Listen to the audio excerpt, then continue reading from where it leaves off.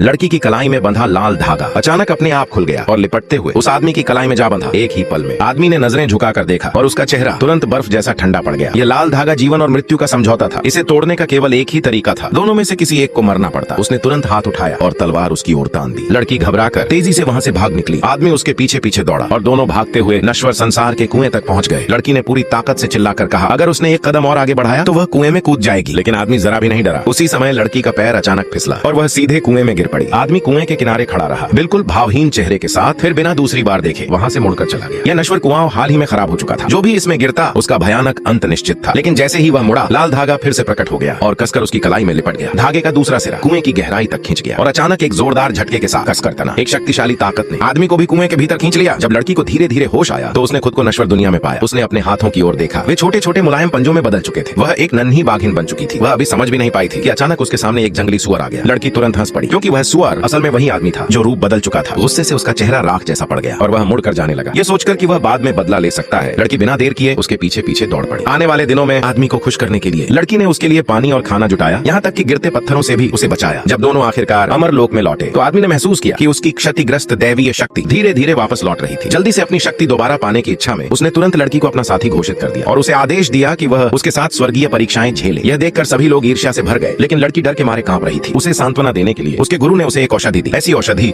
जो उसे सारी यादों के साथ परीक्षाएं झेलने में सक्षम बनाती। इसलिए लड़की बिना हिचकिचाए फिर से नश्वर कुएं में कूद गई। लाल धागे के कारण आदमी जो परीक्षाओं से बचने की कोशिश कर रहा था उसके पीछे पीछे खींचता चला गया और इस तरह दोनों ने अपने प्रेम की दूसरी परीक्षा शुरू की। इस जन्म में लड़की और आदमी बचपन के साथी थे और बचपन से ही उनकी मंगनी तय थी। पिछले जन्म की सारी यादों से परेशान होकर लड़की हमेशा डर के साए में जीती रही। वह किसी भी तरह उस आदमी से दूर रहना चाहती थी। अचानक उसके दिमाग में एक उपाय आया और उसने सगाई तोड़ने के लिए एक के बाद एक कई योजनाएं बनानी शुरू कर दी।